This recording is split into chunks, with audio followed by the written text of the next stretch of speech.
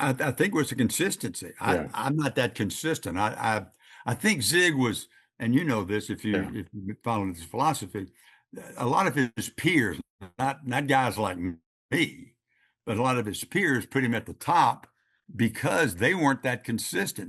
You've been in the business long enough to know these little throwaway lines that we all use, but my throwaway lines, my little ditties, selling is a process, not a personality. Right. I was with IBM in 1972, my first full year in sales. Yeah. I was struggling as a salesperson. That doesn't mean I didn't sell a lot. I did sell it. I sold my furniture and I sold my car. It's a Zig Ziglar line. So one of my buddies said, let's go to Toastmasters. I'm a Toastmaster member. So he took me to Toastmaster, blew me away. I needed that. What I'm teaching is taking these 11 skills in order to take the spotlight off yourself and shine it on the audience. Yeah. Because as a professional, you need to be a professional. Yeah. But And not that's, egotistically. yeah, that's the real key to it, right? The real key to it is you have to just basically get up there and want so badly for them to succeed and for them to take nuggets away that you're going to share with them, right? That you help them get to where they want to be. Did you know there's a technology that's actually an app on your phone that uses sound waves to tell your brain what you want your brain to do? We had a young man that was on a guest on our podcast, the Mike Litton Experience, who had a traumatic brain injury. He was sleeping 3 hours a night. He's using NuCalm now and he's sleeping more. Go to NuCalm.com, Mike15 promo code. NuCalm.com, promo code Mike15 for an extra 15% off. Go today. Welcome to the Mike Litton Experience podcast. Everyone has a story, and our passion is to help them tell it. Mike is passionate about being a father, a teacher, a realtor, an investor, and a leader. And now, introducing the host of the Mike Litton Experience, Mike Litton. Bryan Flanagan, thank you so much for being our guest on the Mike Litton Experience. Like we talked about before we hit record, everybody has a story, and our passion is to help them tell it.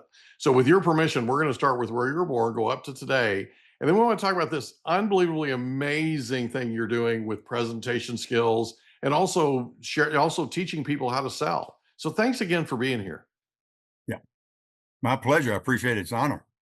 So where were you born? Let's start at the beginning. My first grade teacher's name was Mrs. No.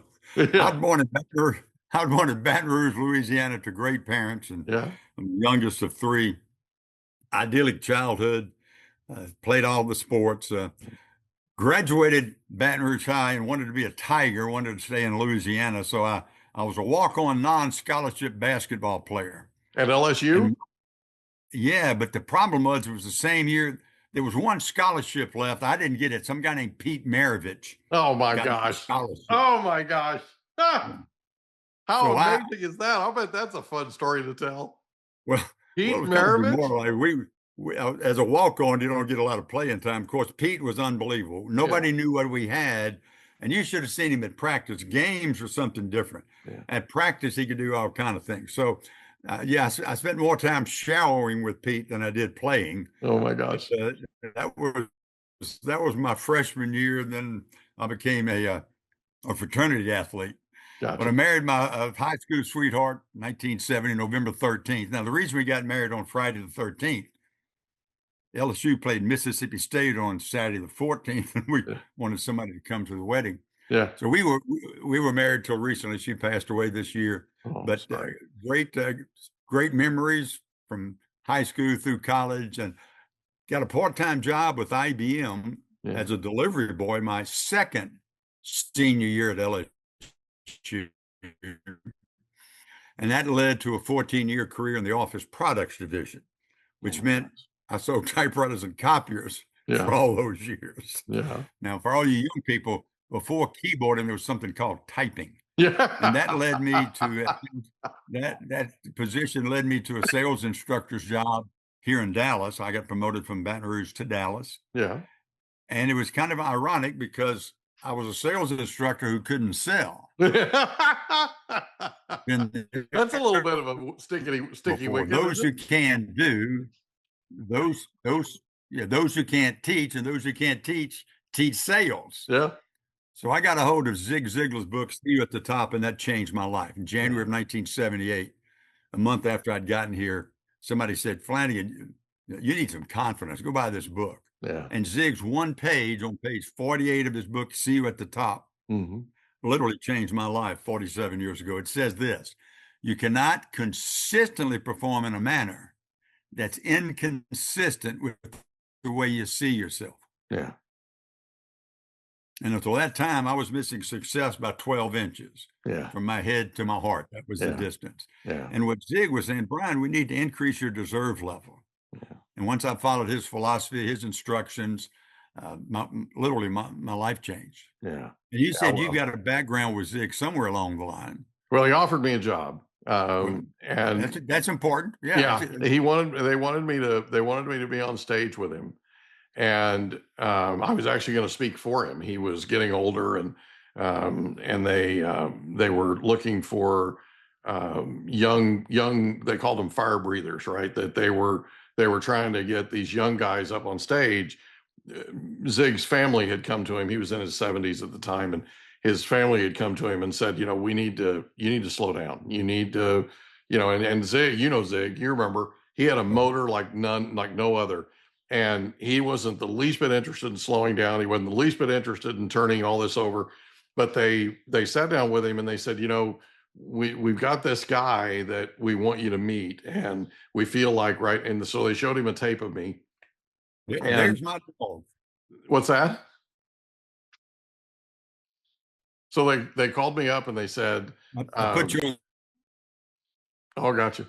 So they called me up and they said, hey, we're sending you a ticket. We want you to come to Indianapolis. And I said, well, I need to know what it's for. He's a good friend of mine. I said, I need to know what it's for. And he said, well, so he told me, and he said, we're offering you a job. And he said, and they were talking about 4 speakers. Now they're talking about just you. And then Zig would come on and close. And it was a remarkable opportunity. It just was one of those things that I had met a girl that I wanted to marry. And 31 years of marriage later, we're still married. But I wanted to court her, and I couldn't figure out how to do that if I was on the road 300 days a year. So yeah, I ended up having to say no. But I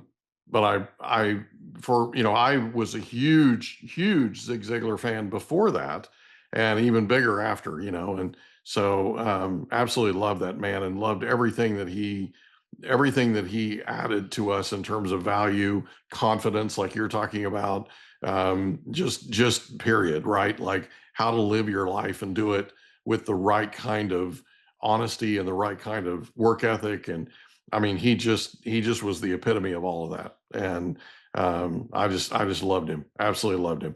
So my favorite way of introducing him, Mike, was he's the most consistent man I've ever met. Yeah. And I worked for him for 29 years, and he was Zig. Yeah. On and off the stage. Yeah. Amazing. Yeah. And he lived what he said. He wasn't one of those people that got up on stage and was a different person. He was literally on stage who he was in private, and it was just incredible. Absolutely incredible. So life well lived, obviously, right? And he impacted so many millions of people. So you end up going to work with Zig. Talk about how that happened. You were with IBM when you went to work for Zig. Is that how that worked? Yeah. So in 1978, I got here with as an instructor. We loved Dallas. We had both been in Louisiana all our lives. We came here when we were 30 and 29. Yeah. Fell in love with Dallas. We adopted a child from the Methodist Mission Home in San Antonio. Yeah. And that just completed a lot we were dreaming of and setting goals about. And I needed to go out and get my management stripe. So I went to San Francisco as a sales manager and became a sales manager out there. And we couldn't adopt a child. So we worked real hard to get back to Dallas, and with the intent of leaving IBM and begging Zig for a job. So we did that. We came back to Dallas, actually Plano. And I wrote a course in 1983 in my office here at the home, and it was on presentation skills. And he didn't have a presentation communication skills course. So I took all my vacation time from IBM for 5 months, and we ran beta tests, 5 different 2-day classes, and the vice president. I would sit down afterwards and try to massage it and make it better. So I joined him in March of 1984. Gotcha. And So it was a great move. yeah. So you were with him for 25 plus years. Yeah. Yeah. So what was the single most important thing you learned in that 25 plus years working for him? I think it was the consistency. Yeah. I'm not that consistent. I think Zig was, and you know this if Yeah. you follow his philosophy, a lot of his peers, not guys like me, but a lot of his peers put him at the top because they weren't that consistent. They knew it. Yeah. And they admired Zig's consistency. So one of the things is you talk it, you live it. Mhm. You know, as he said, he always sleeps at night. No worries because he always tells the truth. He doesn't have to have a good memory. Yeah. Well, I love the part that he talks about where he talks about if you got to swallow a frog, do it first thing in the morning, right? Do it first thing, get it out of the Oh, yeah. way, get right. And that was always one of those things that I learned that at a fairly early age, like maybe the first month that I was following him, and Mhm. I think I think it was the first speech that I ever saw him do. He talked about that. He talked about, if you gotta if you gotta do this, do it first thing, right? Get it out of the way, and then be committed to making it an amazing rest of the day. And so it What wasn't one of those things where if something was rough or something was tough and you had to do it, you had to deal with it the first part of the day. He wasn't willing to accept that the rest of the day would just be lost. He wanted to go out and triumph the rest of the day, right? He wanted to go out and show everybody what he could do the rest of the day and how amazing it could be. I just he love was the fact that it was minutes, not days, that he and was, yeah, he was so disciplined in that approach. yeah. I just When I love that. traveled with him, he'd have his briefcase and have three things he was working on. The presentation he was going to make the next day at those big rallies, Yeah, the presentation which he had done dozens of yeah, times. Then his Sunday school lesson, which he taught a big Sunday school class at a church here in Plano. And the third thing was his next book. yeah. And he worked on those things. He would sleep at takeoff, wake up when the food cart came around, and then he'd work the rest of the flight. Yeah, He yeah, he was disciplined, which is really admirable. yeah. Just a remarkable life lived. I mean, I admire him to this day. I mean, I really do. I always have. So you work with him for 25 plus years, and you decide at some point to start Bryan Flanagan training. Can you talk Right. about that for a second? Because there are people listening to this that are thinking about going out and hanging their shingle and doing, going out and starting their own company and that kind of thing. Talk about that process, because I'd love to have you share that with our audience. Sure. I was writing my first book and I wanted to own it. Yeah, I didn't want to go to a publisher through Zig, and yeah, Zig had publishers. My name wasn't going to draw, so my book was going to sell in the back of the room at my presentations or pre-sale. right, So I became an independent contractor with Zig. I mean, that's my safety net. I had all these clients I'd worked with for right. 25 years.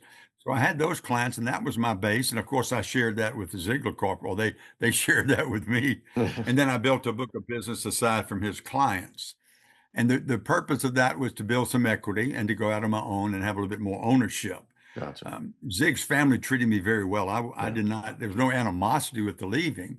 And they allowed me to have that independent contractor status and go out and make sales calls with the sales reps, still write proposals for them, et cetera. I was just a 1099. yeah. That's cool. So Yeah. you decide to write your own book. What was the book about, and why were you feeling compelled to write it? We have a Christian devotion every day at the Zig Ziglar Corporation on Mondays, every Monday and now it's gone since 2020, it's gone virtual. Yeah. But Zig would stand, he would have outside speakers. Mhm. Very, very rarely would one of the staff or one of the coworkers lead that 30-minute devotion. It was usually a minister or someone who is faith-based, et cetera. And Zig would stand up at the end of every meeting and would talk about what's going on in his life, what he's working on. And then he would end with saying, "This is the most important meeting we'll have Mhm. in this company this week." Yeah. And he thought it's a great way to start it off. Yeah. So I forgot your question now that I went on a rant. Hold It's on a second. okay. It's okay. So let's go back for just a second. So you decided to write your book, Yeah.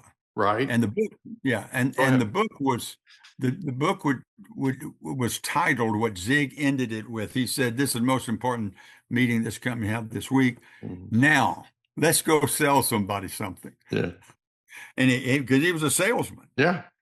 and Through and through. he wanted to be known as a salesman. Yeah. So the title of my book was "Now Let's Go Sell Something," Yeah. That's awesome. That's awesome. I love it. and it was a Reader's Digest size book with 55 chapters, page and a half. And all it was motivational nuggets. So Mhm. when he got finished reading, hopefully it had the to go out and make a call, to make a cold call, make a presentation, hit the streets. So it was a kind of an attitude book. And the Gotcha. second book was on sales process Okay. with not a lot of motivation. It was really the blocking and tackling of selling. And that book was entitled "So You're New to Sales." Great title. I'm sorry the book wasn't as good as the title, but yeah, those are the two things I've done in that area of authorship. Gotcha. So in all the years that you've owned Bryan Flanagan Training, what would you say is your single most proud moment? Ooh, I've had a lot of those. Thank you. I've had a lot of those. Not bad. Let's go to international Japanese-based manufacturer. My sales rep and I, who left Ziglar about the same time I did, because Mhm. he wanted to have a speakers bureau. Mhm. So he and I make a call on a large manufacturing concern, domestically located here in Dallas, and we're just a small company. Mhm. But what happened was that we were flexible and we read the audience right. They wanted us to work with their 1,400 dealers. Mhm. So we talked about flexibility, and I have a little diagram where I put a circle and a line, and in the circle you put goals, the vehicle, and you put that on the line. Are we the vehicle, or the best vehicle to your goals? And they wanted flexibility. They didn't want something off the shelf that had to be taught in a restrictive, regimented process. So we were flexible. We could change from, I guess, market to market, area of the country to area of the country. We don't have snow blowers in the South, so we could shift and change. A year after that, we got the contract. We're still working with them, but a year after that, in 2018, the head of the education department said, "That's one of the reasons you got the job, was of your flexibility, and you read that's what we were looking for."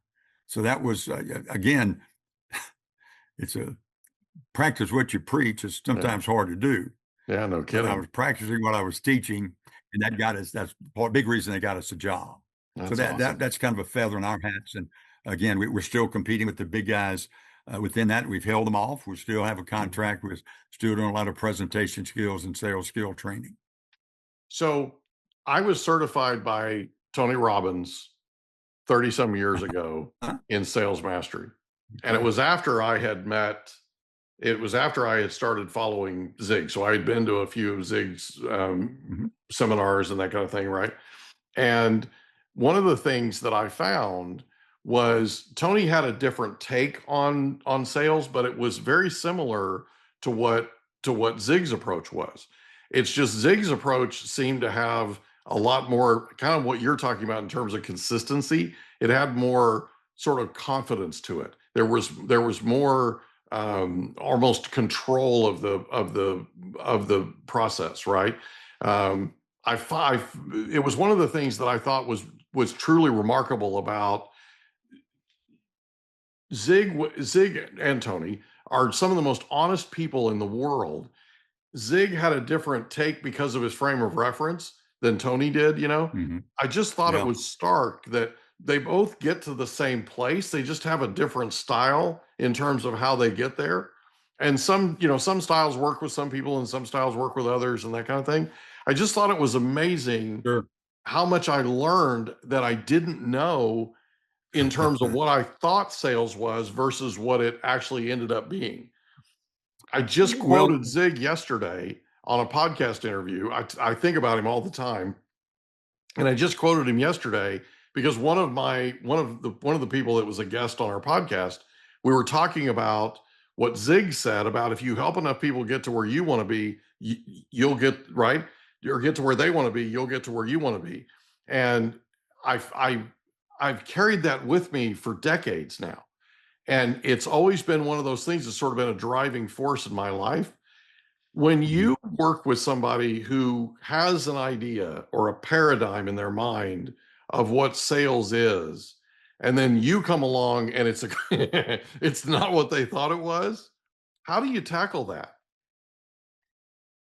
I try to meet it head on. And the second exercise we do in my workshops is I have a T-bar on the left side.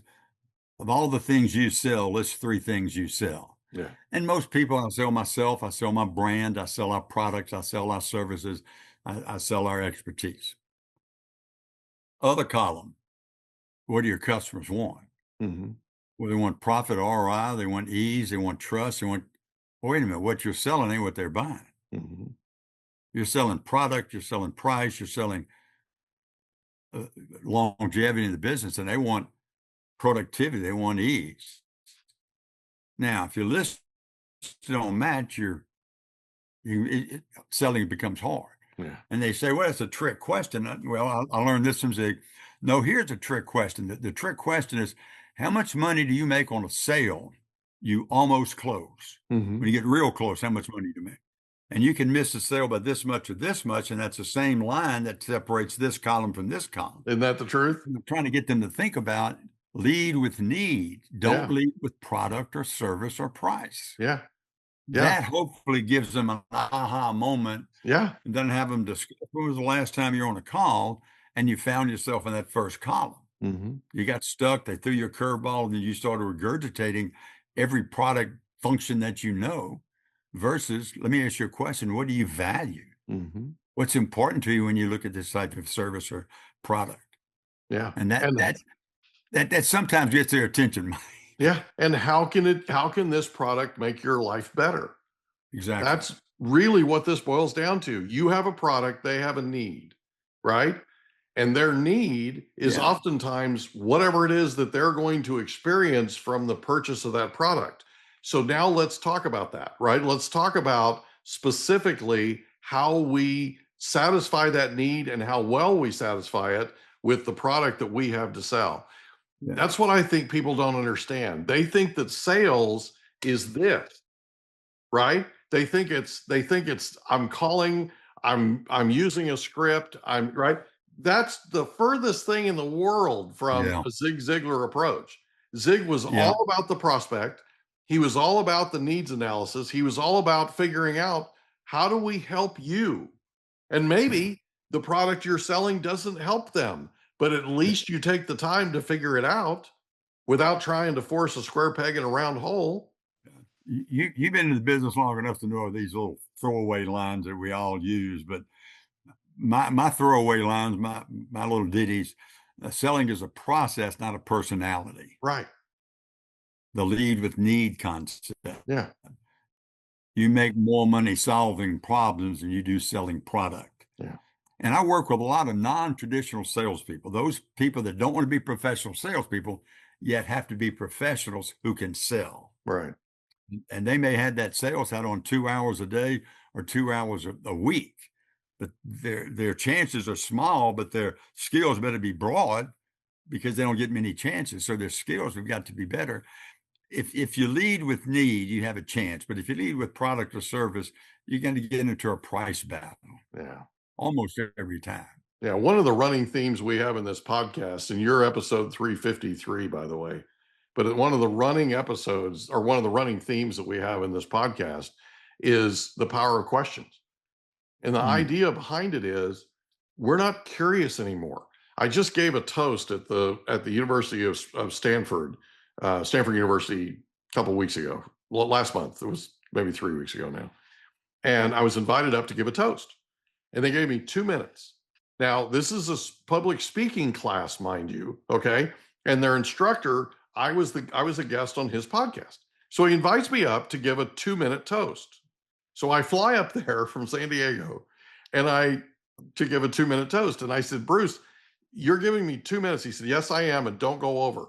It's an absolute mortal sin if you go over the 2 minutes. You can't do that here. I said, okay. So I got up and I told him, I said, listen, Bruce is giving me 2 minutes. It takes me 30 minutes to introduce myself. Right? So I'm going to give you 2 items of value. So I told him, I said, if you ever have stage fright, love your audience more than you love yourself, and your stage fright will go away. You won't have stage fright. There's no reason for it because you're pouring into your audience. You're not worried about how you look doing it. The second thing was I told them that what they should do, what I suggested to both of my children, one's 25, one's going to be 27 in October.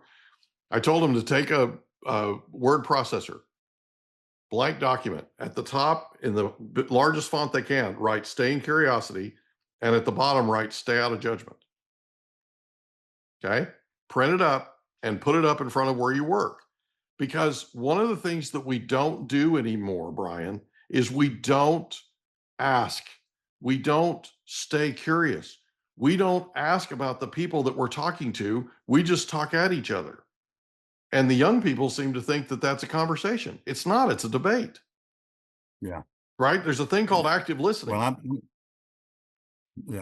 I'm a big believer that ABC no longer stands for always be closing. It stands to always be curious.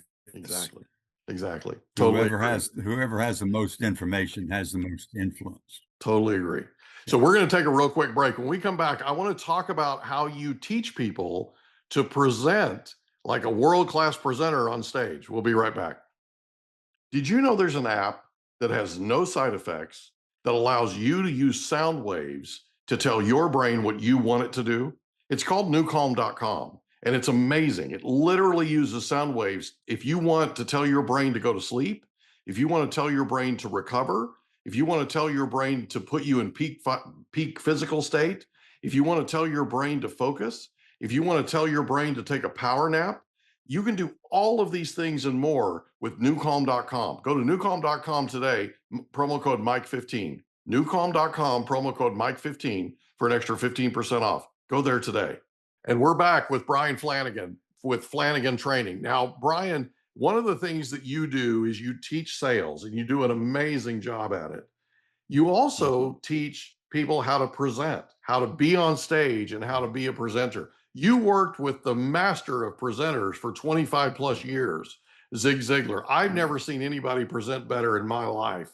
That man was amazing, and still is to me. He's still living to me, right? I mean, it's every day I use something that I've learned from him. So talk about how you teach people how to be a world-class presenter. I was with IBM in 1972, my first full year in sales. Yeah. I was struggling as a salesperson. That doesn't mean I didn't sell a lot. I did sell it. I sold my furniture and I sold my car. It's a Zig Ziglar line. So one of my buddies said, let's go to Toastmasters. I'm a Toastmaster member. So he took me to Toastmasters, blew me away. I needed that. Yeah. My first talk in Toastmasters, I'm the youngest guy there. All these other people I've known about them because they're business people and politicians and town I grew up in, Baton Rouge. So I was nervous and I said, who's my first talk? Who's my evaluator? So I was giving my book to the evaluator. He gives me written and verbal feedback.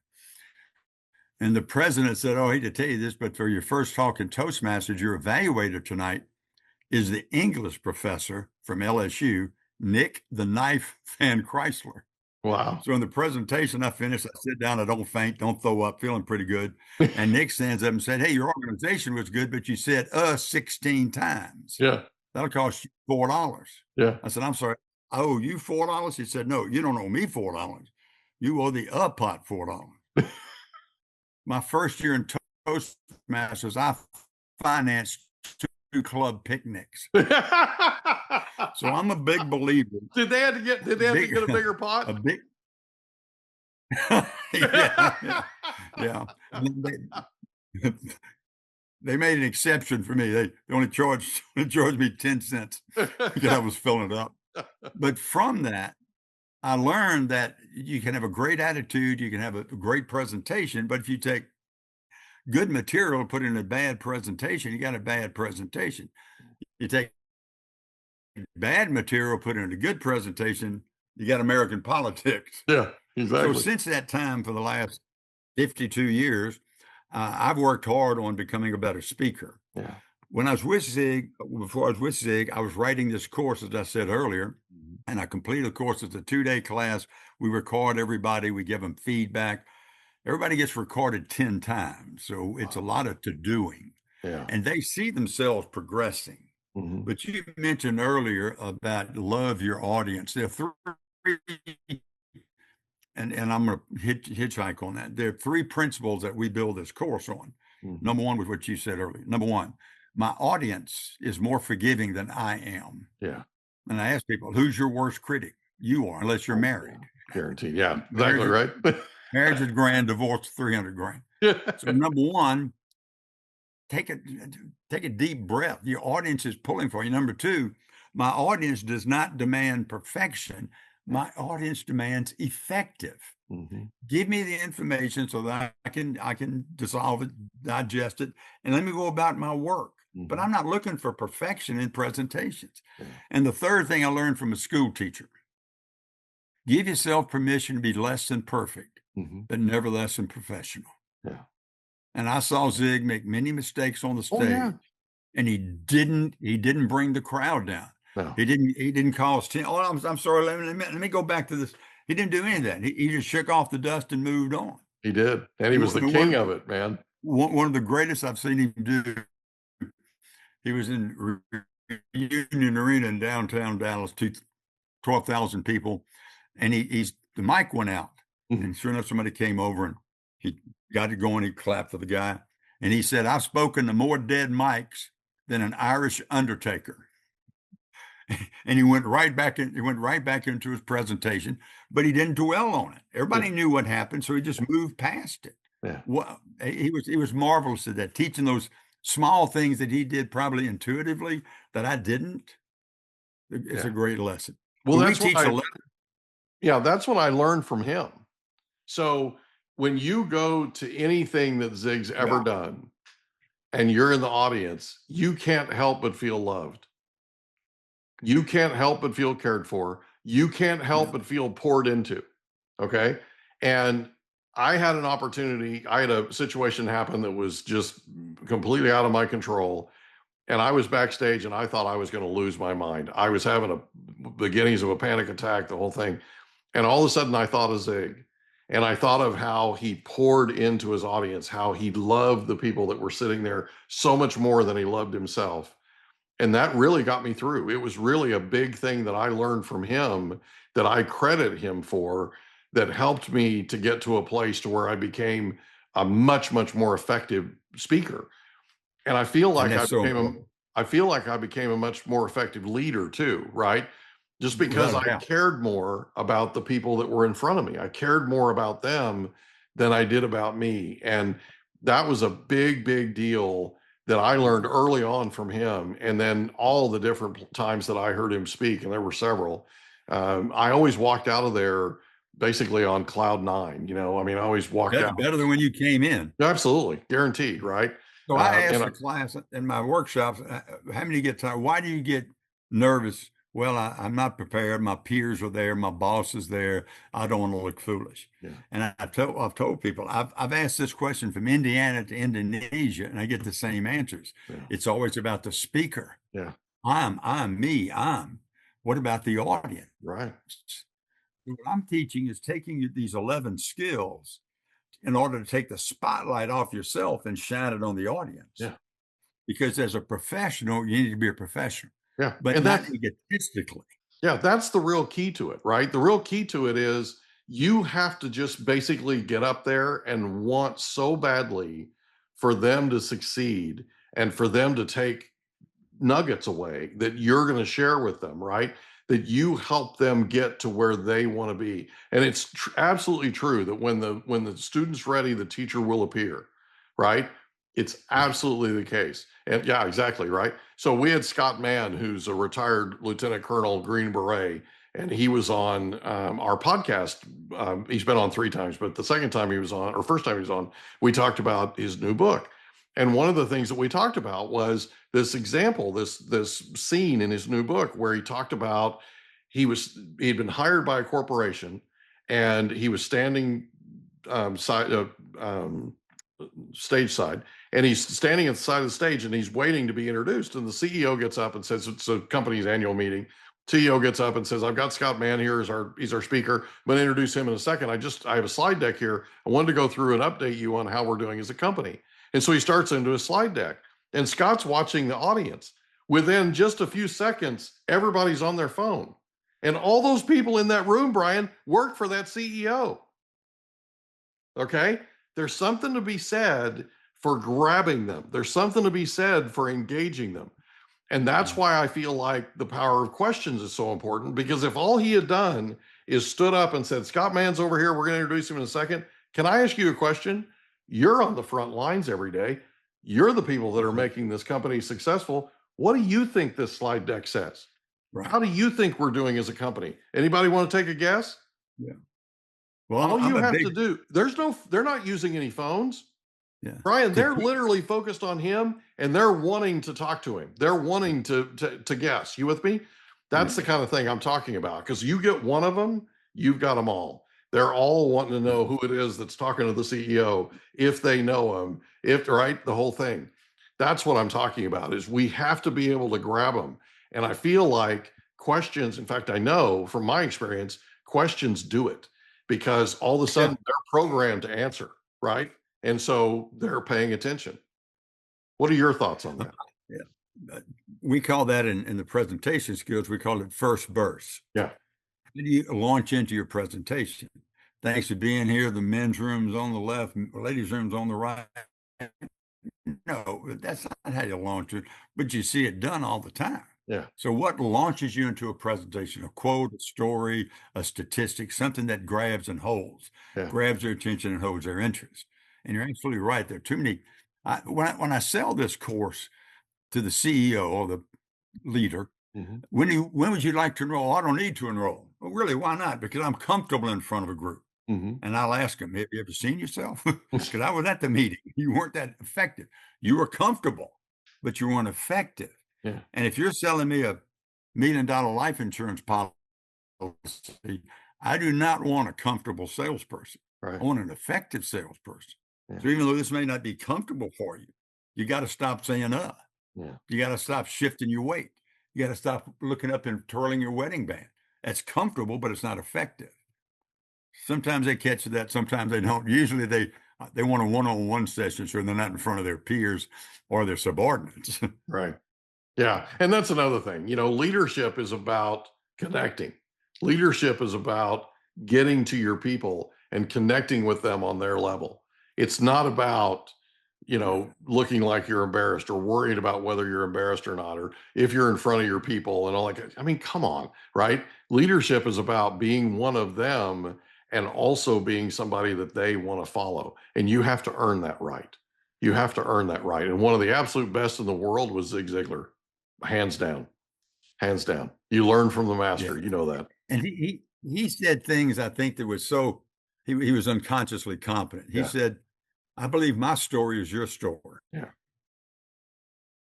And he would say, now, you may not have had your lights turned off. You may not have had to go out and sell a set of cookware to get your first child out of the hospital, but you did this, you did that. You want a family, you want to be reasonably prosperous. And he connected with them on that. And these little homespun stories, everybody could identify, whether you lived in Yazoo City, Mississippi or not, that mom raised all these kids. Dad died when he was 5, and there were struggles. And he connected with people so well that way. Yazoo City, Mississippi. Jerry Clower. Love that. Jerry Clower. Yeah. So growing up on a farm in Oklahoma, that was our comic. That was our comedian. So and he was so good. My grandfather just loved that man. And so every time we needed some comic relief, I'd put a Jerry Clower LP on and we'd listen to it and just laugh like there was no tomorrow, We had two, and when we was growing up, I had an older brother, 10 years older. So we had Jerry Clower and a guy named Brother Dave Gardner. Yeah. And Brother Dave was the comic on the in Biloxi, along that area.